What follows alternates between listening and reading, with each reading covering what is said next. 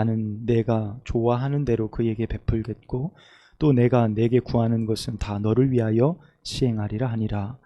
백성이 다 요단을 건너매 왕도 건너가서 왕이 바르실레에게 입을 맞추고 그에게 복을 비니 그가 자기 곳으로 돌아가니라. 아멘. 할렐루야. 우리 앞에 뒤에 인사하겠습니다. 잘 오셨습니다. 인사하겠습니다. 잘 오셨습니다. 네, 비가 오는 수요일 저녁입니다. 예배 자리에 오기가 쉽지 않지만 이렇게 이 자리를 또 함께 또 채우시고 은혜를 사모하신 여러분 가운데 말씀을 통해 하나님의 크신 은혜가 임하시기를 축복합니다. 다윗은 전쟁에서 승리를 하고 이제 예루살렘으로 복귀할 명분을 갖게 되었습니다. 자, 그런데 대단히 어려운 상황에 직면한 것은 압살롬의 모반도 끝났고 다윗을 해하려는 사람들의 계획도 다 실패로 돌아갔지만 통일 이스라엘을 꿈꾸던 또 그렇게 이루었던 다윗의 왕국이 압살롬에 의해서 분열되어졌고 압살롬을 따르던 세력이 여전히 다윗을 반대하고 있었습니다. 다시 황궁하면 되는 문제였지만 그들의 마음을 사는 것은 또 다른 문제였기 때문에 다윗은 어떻게 하든 이 흩어진 민심을 수습하고 하나 되게 하는 것, 정권의 혼란을 다시금 잠재우는 일을 하기에 아주 몰두해 있는 상황이었지요. 이 갈등은 사실 오래된 이야기입니다. 다윗이 헤브론에서 왕으로 기름을 부음받고 거기에서 7년 6개월의 시간 동안 왕이 됐습니다. 유다 지파의 왕이었지만 통일 이스라엘의 왕국의 왕은 아직 되어지지 못했을 때 이후 수도를 예루살렘으로 옮기고 나서 이스라엘 전체 사람들에게 왕으로서 인정을 받았어요. 근데 그때 이 북쪽에 있는 유다 지파를 제외한 나머지 11지파, 이 사람들은 거의 대부분 사울 왕, 베냐민 지파를 중심으로 해서 모였던 그들을 추종했던 사람들이었기 때문에 다윗을 따르기에는 여전히 뭔가 껄끄러운 것들이 있었어요. 그래서 이것이 유다 지파와 또 나머지 이스라엘 사람들 간의 해묵은 어떤 논쟁, 다툼이었는데 이것이 여전히 해결되어지지 않는 상황이었거든요. 그래서 다윗은 환궁을 하면서 자신이 믿을 만한 사람, 제일 믿을 만한 사람이 누구겠습니까? 제사장이겠죠.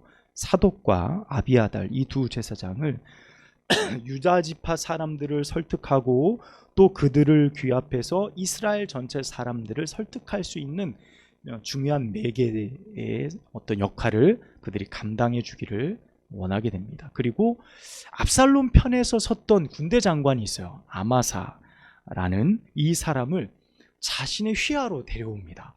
그가 뭐 오고 갈 데가 없잖아요. 자신의 주군이 죽었고 반란이 실패했으니까 어떻게 보면 자신은 죽은 목숨인데 다윗이 그들과 함께한 군사들을 모두 그냥 수용합니다. 그래서 내가 너를 향후 군대 장관으로 삼을 테니 내 밑으로 들어와라. 그렇게 약속을 하게 되죠. 그로 인해서 이제 다윗과 또한 유다 지파 그리고 이스라엘 안에 어떤 화해의 분위기가 이제 막 이제 생기려고 하는 그때에 이제 다윗이 황궁을 하면서 이 소식을 들은 3명의 사람이 다윗을 맞으러 나오는 장면이 오늘 본문에 나오게 되어집니다. 다윗이 압살롬에 의해서 어려움을 당할 때 그가 도피할 때 3명의 사람이 등장했고 다윗이 황궁할 때 3명의 사람이 다시금 등장하는데 이 사람들은 모두 다 공통되게 하나의 특징을 가지고 있었어요. 그것은 다윗이 정말 어려움에 놓여 있을 때 자신의 본심을 드러낸 사람들이었습니다. 그가 도피할 때도 똑같은 사람, 돌아올 때도 동일한 사람들. 이 세 사람이 오늘 본문 안에 아주 흥미롭게 등장하는 것을 볼 수 있게 되어집니다. 오늘 이 본문을 통해 우리는 이 세 사람을 좀 살펴보고자 합니다.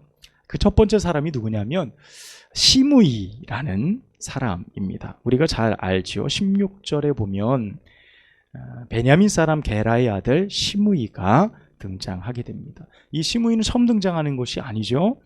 17장 5절에서 14절에 보면 먼저 한번 나왔던 사람입니다.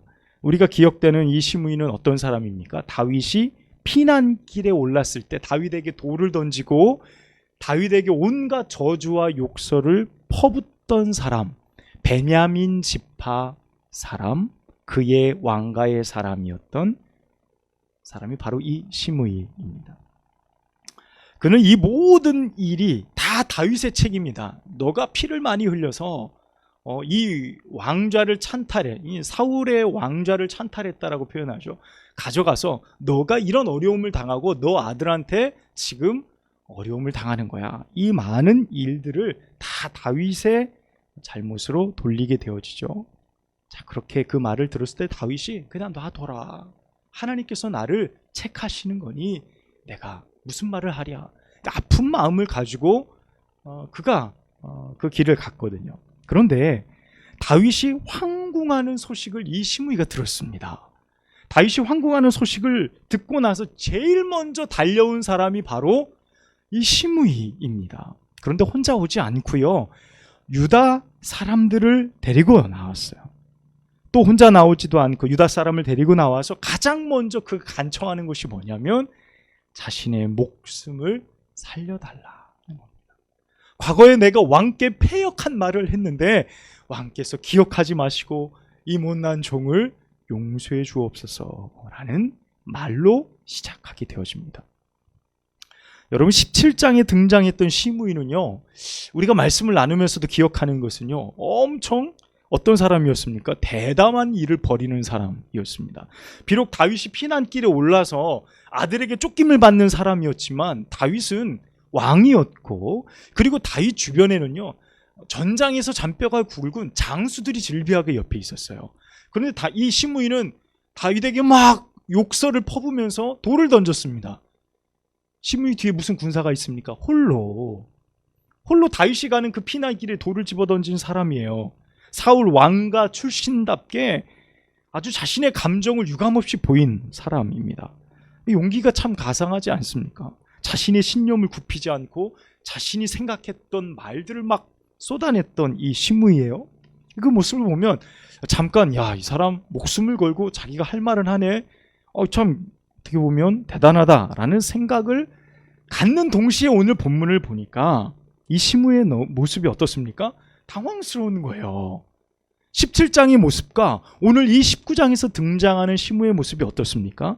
그 당당함과 신념은 온데간데 없고요, 그저 자신의 목숨만 살려달라고 애걸하는 그 모습, 어떻게 보면 예전에 자신이 담대하게 행했던 그 모든 행동을 스스로 뒤집는 그런 모습을 볼 수 있게 되어집니다. 그리고 시므이가 뭐라 그러죠?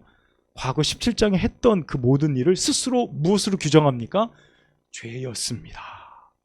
패역한 죄였습니다라고 스스로 자신의 행동을 규정하고 다윗 앞에 납작 엎드려 살려달라고 이야기하고 있습니다.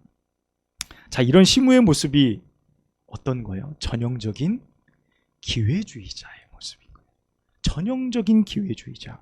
그는 다윗이 다시 돌아올 것이라고 생각하지 못해서 그런 일을 벌였거든요. 아, 이제 실패했고 압살롬의 시대가 왔구나 스스로 판단하고 그런 결정의 행동을 했는데, 지금 다시 다윗이 황궁한다는 이 사실이 그에게는 너무나도 큰 두려움이었겠죠. 그래서 온갖 방법을 다 동원하는 겁니다. 여러분, 16절 18절 말씀 보십시오.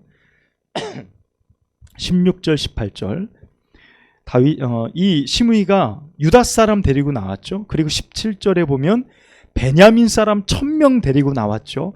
사울 집안의 종 시바와 아들 15, 종 20명 데리고 나왔죠.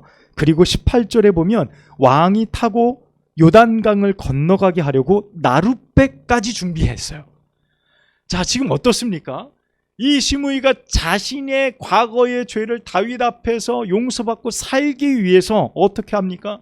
온갖 자신이 동원할 수 있는 모든 수단은 다 동원해서 다윗 앞에 나와 애걸복걸하고 있는 그의 모습을 볼 수 있다는 겁니다. 저는 17장이 보여줬던 모습과 180도 달라진 이 시므이, 그렇게 어쨌든 다윗의 약속을 받아내게 되어집니다. 저는 이 시므이라는 사람을 보면서 그런 생각해 봅니다. 소신을 끝까지 지켰더라면 차라리 나았겠다.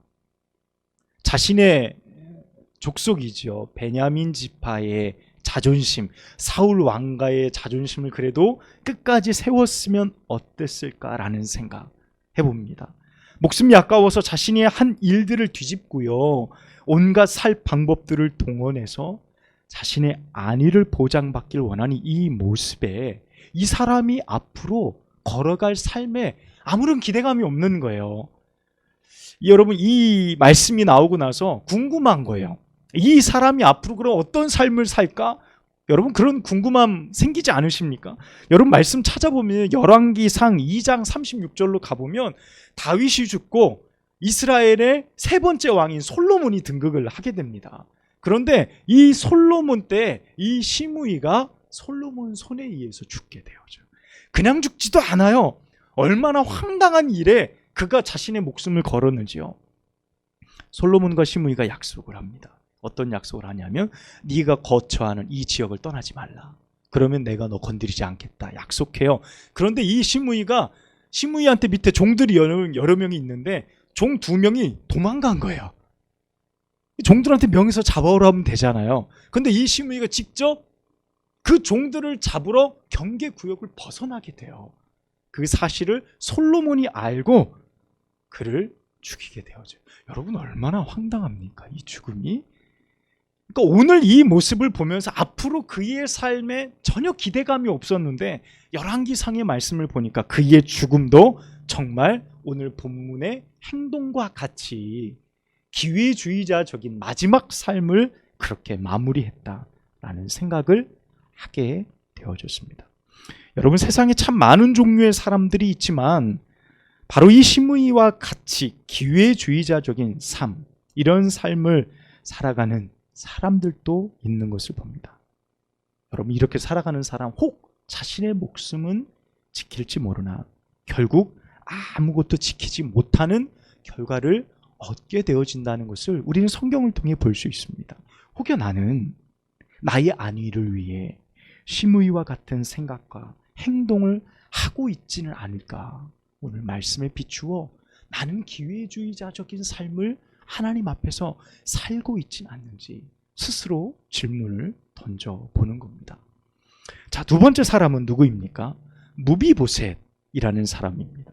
우리는 무비보셋 잘 알죠? 요나단의 아들.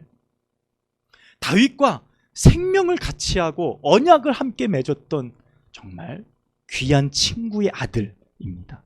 그가 유모 손에 의해서 어렸을 때 도망가다가 유모가 아이를 떨어뜨려서 두 다리를 다 절게 되어지는 사람이었어요. 어쨌든 이 사람도 시므이처럼 사울 왕과 베냐민 지파 사람입니다.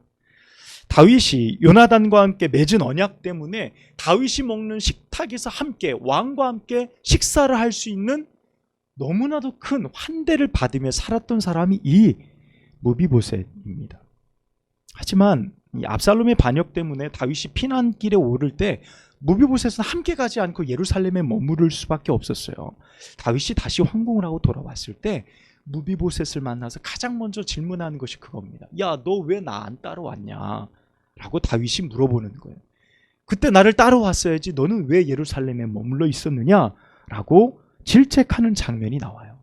그때 무비보셋이 뭐라 그럽니까?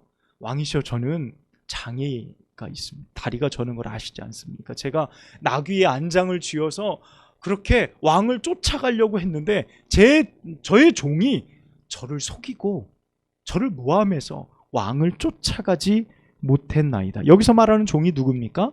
시바예요. 시바라는 종입니다. 자신을 속여서 이렇게 됐다는 거예요.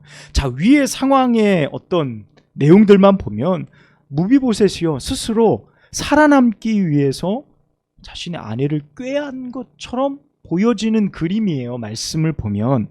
그런데 성경 이곳저곳을 살펴보면 무비보셋의 충정이 느껴지는 구절들이 나오게 되어집니다. 여러분 24절 말씀 한번 볼까요? 오늘 본문입니다. 24절 말씀 우리 함께 읽어보겠습니다. 시작.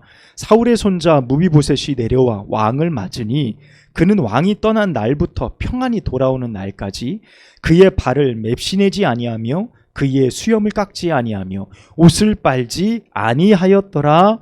아멘.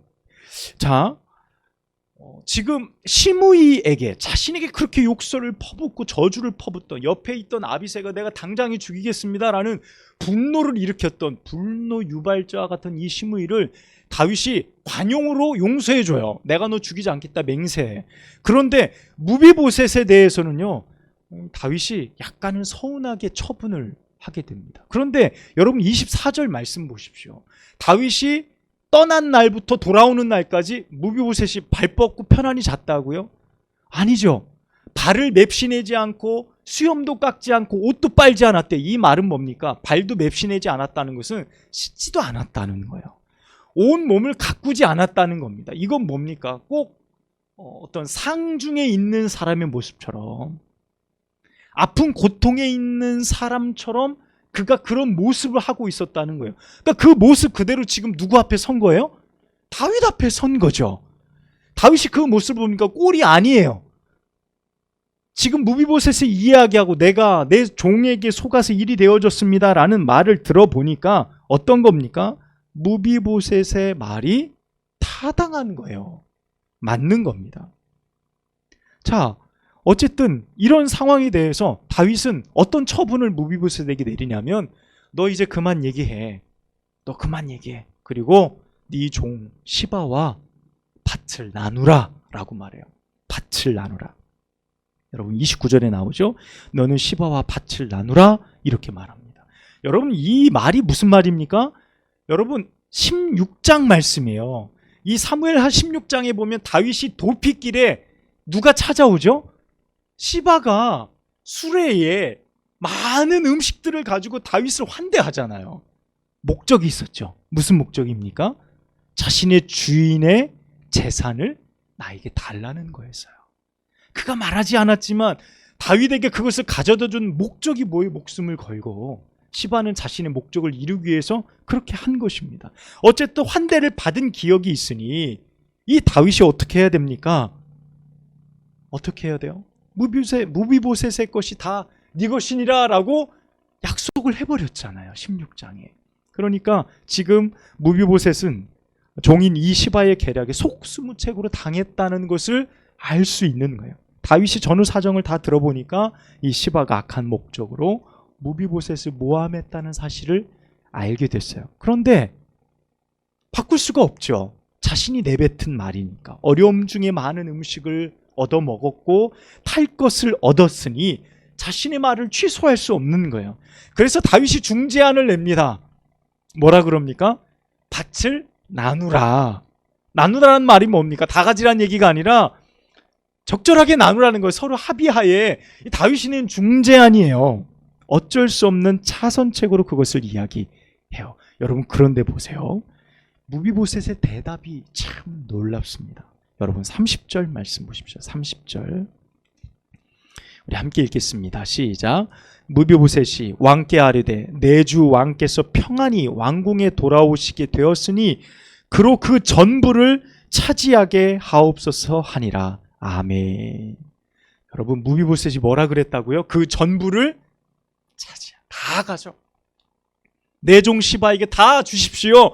왕께서 이렇게 건강하게 돌아오셨으니 저는 제가 가진 재산 필요 없습니다 라는 말이에요. 여러분 이 말이 빈말이 아닌 겁니다. 24절 그가 겉으로만 그런 어떤 행색을 하고 있었던 것이 아니라 30절에 나타난 그의 말과 일치하고 있는 것을 볼 수 있습니다. 그는 정말 다윗의 안위를 걱정했고요. 평안히 돌아왔을 때 이제 자신의 것을 다 시바에게 주어도 아깝지 않다라는 말, 그의 충정을 우리는 본문을 통해 확인할 수 있는 겁니다. 여러분 사실 무비보셋은요 다윗에게 아무런 도움도 주지 못한 사람이었습니다. 다윗의 보호 아래에 있었던 그저 그렇게 살아가던 사람이었어요. 누구보다 다윗의 은혜를 깊이 간직하고 그렇게 살려고 했던 사람, 몇 안 되는 사람에 속할 뿐이었습니다. 우리는 어떻게 보면 의외로 무비보셋이라는 사람을 만나고 있는 거예요. 사실 다윗 주변에 어떤 사람입니까? 기회를 노리는 사람들, 자신의 어떤 안위를 위해서, 자신의 안위를 위해서 다윗 앞에 거짓을 아뢰는 사람들, 권력을 찬탈하기 위해서 누구라도 죽일 수 있는 주변에 수많은 권력에 눈이 먼 사람들이 가득한데, 오늘 이 무비보셋의 충정은요, 말씀을 보고 있는 우리에게도 대단히 큰 귀감을 주고 있다는 사실입니다. 여러분, 이거 아무것도 안 했어요. 어떤 놀라운 공적을 세운 것도 아니지만, 여러분, 이 사람이 다윗 옆에 있음으로 해서 다윗에게 얼마나 큰 힘이 될까, 다윗에게 얼마나 큰 위로가 될까라는 생각을 해보게 됩니다. 자신의 안위, 풍요로움보다 나를 더 아껴주는 사람, 자신의 것을 얼마든지 포기하고 나를 더 귀하다라고 이야기해주는 그 사람이 내게 있다면, 여러분, 얼마나 감동적일까요? 얼마나 큰 힘과 위로가 되겠냐는 거예요. 사람이 많은 일을 감당한다고 반드시 좋은 일꾼이라고 말할 수는 없습니다. 비록 장애가 있고 그저 왕 앞에서 출입하는 것밖에 할 수 없었던 무비보셋이지만, 단지 다윗의 은혜에 대한 충정 하나뿐이었지만, 전장에 나가서 용맹하게 싸울 수는 없었지만, 노동으로 수고하고 무엇인가 결과를 낼 수도 없었지만, 이런 무비보셋과 같이 끝까지 은혜를 잊지 않는 사람은, 여러분, 이런 사람이 내 옆에 있다는 것이 얼마나 귀하냐는 거예요. 여러분, 사실 교회에서, 교회 공동체 안에서 이렇게 묵묵히 자신의 자리를 지키며 은혜에 감사할 줄 아는 사람들이 많을 때, 여러분, 그 교회는 은혜롭고 건강한 교회, 건강한 공동체가 되어지는 겁니다. 할렐루야. 여러분, 이름도 없이 빛도 없이, 우리가 이 찬양 알잖아요. 이름도 없이 빛도 없이 감사하며 섬기리라. 우리가 이 찬양 고백하잖아요.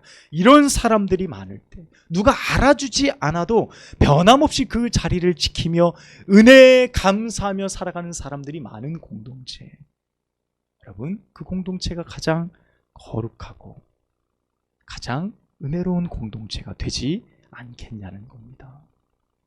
여러분, 우리가 만날 세 번째 사람은 누굽니까? 바르실레라는 사람입니다. 그는 32절의 말씀처럼 매우 부자였고 또한 매우 나이가 많은 노인이었습니다. 그 당시 나이 80이라고 표현합니다. 여러분, 그 당시 나이 80이면요, 지금 100세가 훌쩍 넘을 만큼의 아주 노년의 나이라고 할 수 있어요. 그도 역시요, 사무엘하 17장 27절에 마하나임에서 다윗을 공개한 사람입니다.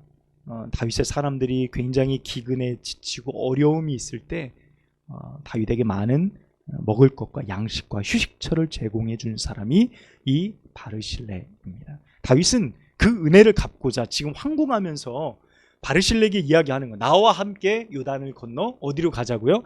예루살렘으로 가자라고 제안을 합니다. 이는 향후요, 바르실레 자신과 자신의 가문의 크나큰 기회죠. 왜냐하면 피난길에 왕을 공개했지만 그 왕이 어떻게 될지 알 수 없어요. 그런데 다시 그가 황궁에서 이스라엘의 왕으로 집권하면 과거에 자신이 도와줬던 것이 얼마나 큰 은혜가 되겠습니까? 그러니까 자신의 가문에 앞으로 승승장구할 기회가 찾아온 것입니다.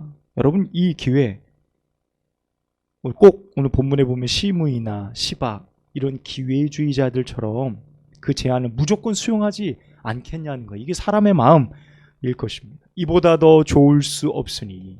여러분, 그런데 바르실레가 우리에게 보여준 행동이 있습니다. 그는 노년에 자신이 살아온 삶의 연륜과 인품을 말씀 안에서 우리에게 보여주고 있어요. 그는 단지 다시 황공하는 다윗을 요단강까지만 배웅하는 것으로 그 일을 마치기를 원했습니다. 왜냐하면 자신의 나이가 80세라는 거예요. 나는 이미 늙어서 오늘 35절 표현해 보면 내 나이가 80세라 좋고 흉한 것을 분간하게 싸우며 음식의 맛을 알겠으며 젊은 남자와 여자들의 노랫소리를 내가 어떻게 분간할 수 있겠습니까? 내가 왕께 누를 끼칠 수 없습니다. 이렇게 말합니다. 여러분, 노년이어서 내가 더 이상 먹을 즐거움도 듣는 즐거움도 내 살아가는 삶의 즐거움 그 어떤 것도 내게 기쁨을 주지 못합니다 라는 말과 같은 거예요.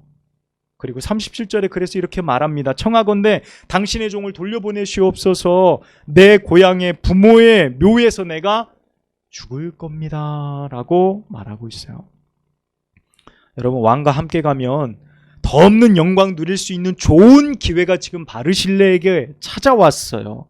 여러분, 세상의 아름다운 노래와 맛있는 음식, 좋은 볼거리들, 여러분, 그것이 나이를 든다고 해서 그 사람에게 즐거움을 가져다 주지 못하는 것은 아닙니다. 여러분, 노년이어서 그것을 알지 못한다는 것은 아닙니다. 그것을 싫어하는 사람이 세상에 어디 있을까요? 하지만 바르실레는 자신이 있어야 될 자리는요, 화려한 예루살렘이 아니라 내 고향, 내 부모의 곁이라는 거예요. 내가 앞으로 돌아가야 될 곳은요, 내가 내 인생을 마감해야 될 장소는 화려한 세상이 아니라 많은 사람들이 나를 높여주는 영광의 자리가 아니라 내가 돌아갈, 내가 흙이 될 나의 자리가 바로 그곳이라는 것을 바르실레는 정확하게 알고 있었어요.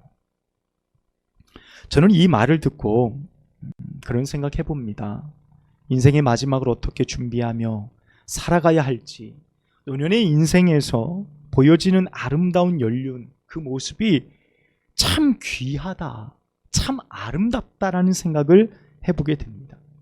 자신이 살아온 인생의 마지막을 겸손하게 준비하는 그 모습은요, 많은 교훈을 우리에게 지금 던져주는 겁니다.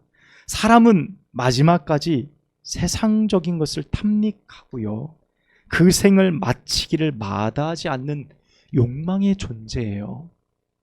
그 욕망이 언제나 우리의 마음 가운데 깊이 내재되어지고 있어서 언제 그것이 불쑥불쑥 올라와서 내가 살아온 삶을 다 뒤엉켜버리고 망가뜨려 버릴지 알 수 없는 겁니다. 여러분, 그러기에 바르실레가 보여준 모습은 앞으로 우리가 하나님 앞에 설 때 무엇을 바라고 무엇을 남길 것인가를 지금 결정할 수 있는 지혜를 깨닫게 해주는 겁니다.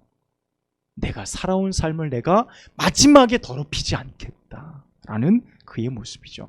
당장 눈앞에 내가 취할 수 있는 큰 이득, 그것을 내가 포기하고 주님이 기뻐하시는 그 자리에 서겠다라는 것. 여러분, 이것이 얼마나 힘든 일인지 우리는 압니다.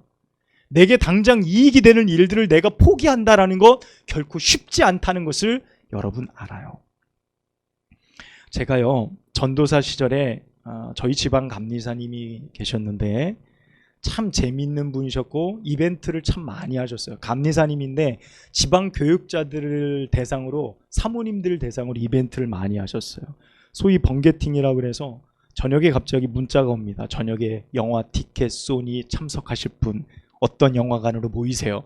그럼 막 저요 해가지고 갑자기 번개팅이 돼서 그날 저녁 먹고 영화를 보는 거예요. 새벽 예배 마치고 아침 식사하러 오실 분 오세요. 젊은 교육자들이 아침 가서 콩나물 해장국 같이 먹으면서 얘기해요. 그러면서 젊은 교육자들한테 몇십만 원씩 이렇게 용돈도 주고 그랬던 감리사님이에요. 어느 날 지방성회가 있었습니다. 연합성회가 있어서 지방성회가 있었던 기간인데, 연합성회의 모든 일은요 사실 젊은 교육자들이 다 하거든요. 주보를 만들고 순서지 만들고 뭐 다 하는 모든 일, 뭐 플랜카드 거는 것까지 젊은 교육자들이 다 하거든요. 젊은 교육자들이 다 하고 성회가 끝나는 마지막 날에 감리사님이 젊은 교육자들 다 모아 놓으셨어요. 그리고 이렇게 이야기하는 거예요. 이번 성회에 한 번도 빠지지 않고 다 출석하신 분, 어떤 목사님 한 분이 딱 손을 들었어요. 그랬더니 그 감리사님이 그 자리에서 100만 원을 그분에게 딱 주는 거예요. 거기 있던 젊은 교육자들이 다 깜짝 놀란 거예요. 우와, 한 번 빠지신 분 저요, 100만 원을 딱 주시는 거예요. 감리사님이 500만 원을 준비했어요. 이벤트로 당신 사비를 털어서. 그런데 문제가 생긴 거예요. 2번 빠진 분, 근데 2번 빠진 분이 4명이 있었어요. 근데 이미 2명은 돈을 받았으니 돈은 300만 원이 남고 받을 사람은 몇 명이에요? 4명이에요. 근데 더 큰 문제가 뭔지 아세요? 그 4명 중에 제가 있었어요. 제가 거기 있는 거예요. 아, 이게 감사님도 준비한 돈하고 안 맞고 4명은 막 서로 눈치만 보고 야, 이걸 어떡하나 막 이렇게 생각이 드는 거예요. 그때 제가 감사님, 제가 안 받겠습니다. 저 괜찮습니다. 다른 수고한 분들 나눠주시면 좋겠습니다. 라고 말하고 싶더라고요. 아, 그런데 100만 원이잖아요. 이거 얘기하기가 쉽지가 않은 거예요. 막 여기까지 올라왔다가 쑥 들어가고 아니야, 조금만 기다려봐.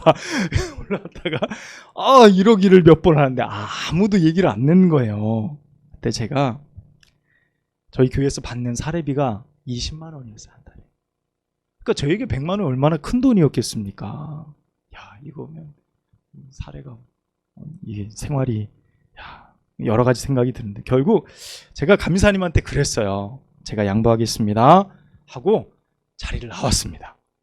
그리고 그 세 분이 나머지 300만 원을 다 받으셨어요. 나오는데요, 야, 무슨 큰 시험에서 벗어난 그런 느낌.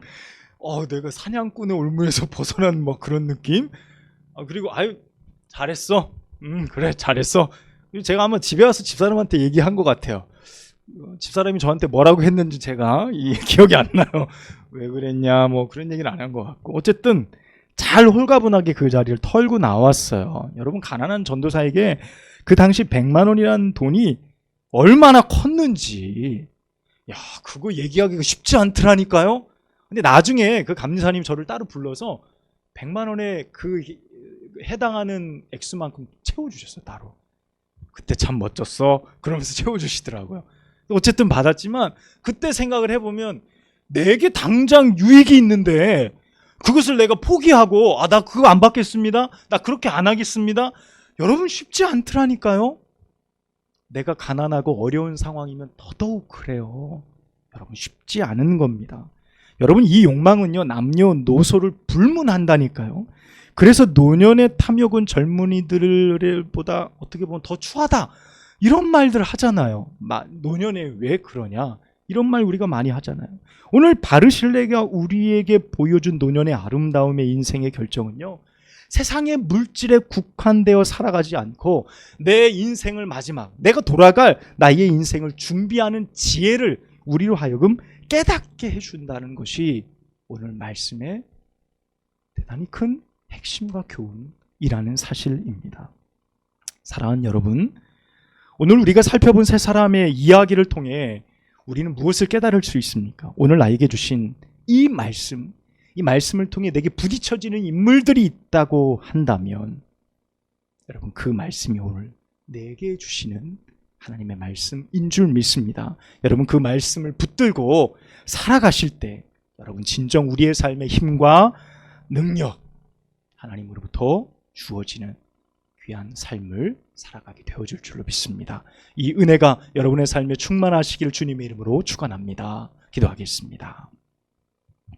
하나님 아버지, 감사합니다. 오늘 우리에게 주신 귀한 말씀이 우리의 삶을 새롭게 하며 나의 삶을 말씀에 비추어 다시금 점검하며 경성하며 살아가는 우리 모두가 되어지도록 인도하여 주옵소서. 하나님, 주님 주신 말씀 그저 마음속에 들려지는 기쁨으로 끝나지 않게 하시고, 나의 마음에 울리는 감동으로 끝나지 않게 하시고, 실천되어지고 그 말씀이 내 안에 뿌리를 내리며 귀한 열매를 맺을 수 있는 말씀 되게 하옵소서. 예수 그리스도의 이름으로 간절히 기도하옵나이다. 아멘.